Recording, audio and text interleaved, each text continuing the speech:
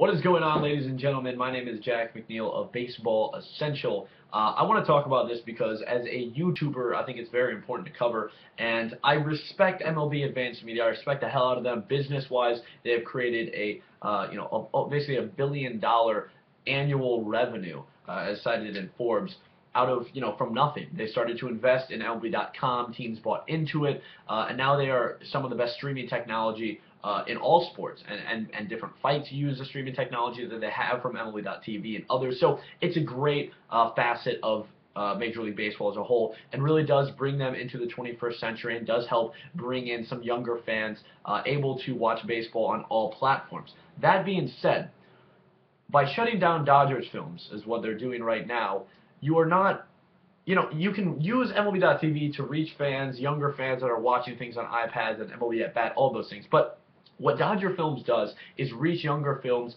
at a much more local and much more real, applicable level. Is that 90% of his viewers, he said, are younger kids.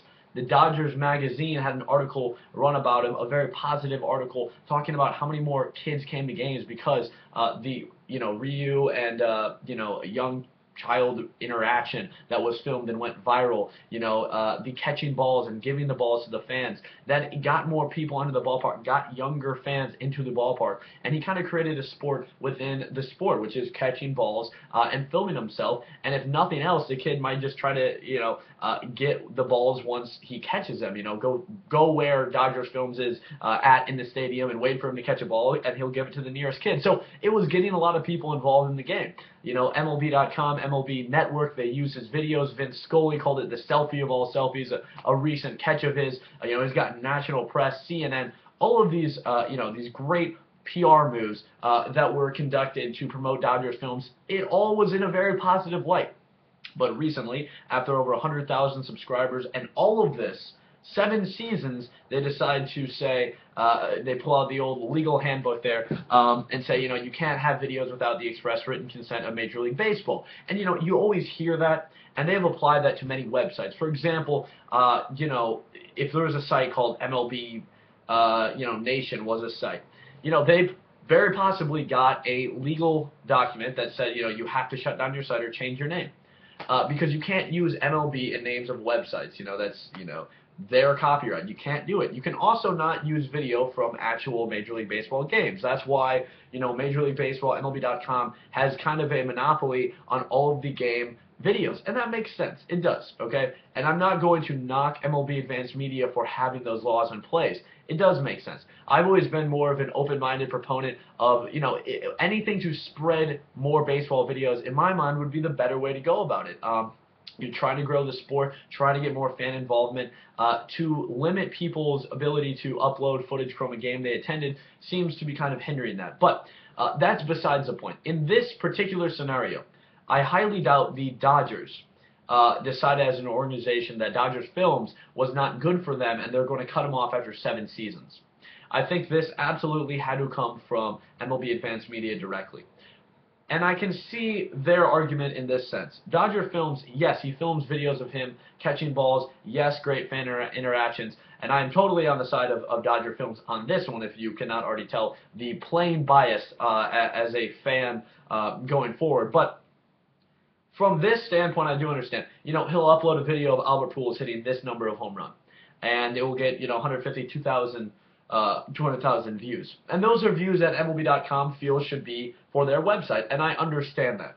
I guess, from a fan perspective, I'm sure they'll say, I mean, come on, you're worth $9 billion a year, MLB is, $1 billion of revenue for MLB Advanced Media, and you're worried about one of the most positive YouTube channels that baseball has seen outside of the MLB Fan Cave and all these other things in recent years. The most positive, most inspiring, and probably the most popular fan baseball YouTube channel outside of the Coach Ken Murphys and the mocking ones that we've seen that are, very hilarious as well. But Dodgerfilm is a different breed. He's created a whole new subgenre of YouTube videos, filming yourself doing something extraordinary and getting famous for it. And, it's not just those videos. He has a plenty of array of kind of fun and creative videos, and I think that's what fans are upset about. That's why the hashtag, Save Dodgerfilms has been a thing. There's been a change.org petition. I'm not sure how many signatures are up to now.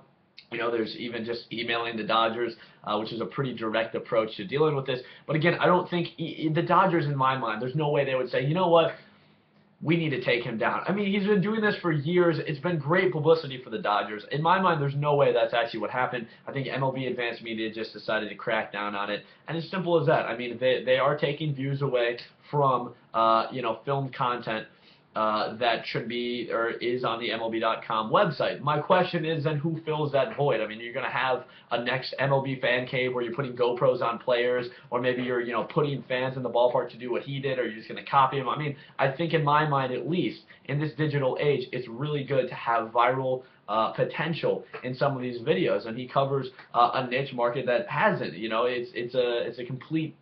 It's a subculture of the baseball community. Everyone knows who Dodgerfilm is, especially if you go to Dodgers games. It's a legendary figure. Is becoming that legendary figure, and has gotten a lot of young kids to the ballpark involved. Got more involved at BP sessions, batting practice sessions, and such. So I think in my mind, I don't see how this could actually be good for the game, even if MLB Advanced Media ends up profiting a little bit from taking off, or not having his videos anymore. But I think it upsets a lot of people, and he's only done good for the Dodgers community. That's why I don't think that the Los Angeles, while the Dodgers, people came to him and told you can't do this anymore, I don't think it was their decision. I think it absolutely came directly from Advanced Media, MLB Advanced Media. And I don't want to just, knock them. I respect the hell out of what they've been able to do, and I understand the legality of it, but I do question the application of the legality. I mean, if you're going to focus on that, if you don't want MLB in the website names, I get it,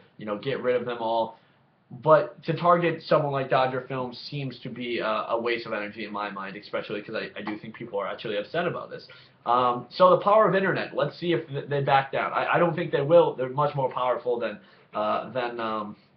or the question is, will they even care if, a ton of people actually contacted and were angry about that? It's interesting. We've yet to see a case like this where a high-profile YouTube channel is basically shut down because of these copyright laws. From someone who's, been part of a baseball website, we've known they've existed. They've been a concern of ours with names that we've used in the past and friends of ours' websites. That's been apparent, and I've always thought that it was maybe a little bit excessive to go after small blogs that had MLB in their name. But, the law is the law, and they have every right to that copyright. But in this case, I think it is the wrong or, kind of just, yeah, it's a wrong application of legality in this case, and it's just, in my mind, a waste of time, and it's, it's doing what baseball wanted to do, is reach out to youth on a local level. Maybe they should adopt this model and have Dodgerfilms types in every stadium. I don't know how you would do that, but, either way, we'll see what happens here. If you want to show support, #save Dodgerfilms, or there's a change.org petition. I wrote a piece on it earlier, and of course you can just email the Dodgers, but I'm not telling you to. I'm just saying you can. That is all. That is the story behind Dodgerfilms shutting down. Let's see what happens. All right, thanks guys for watching. My name is Jack McNeil of Baseball Essential. Thanks.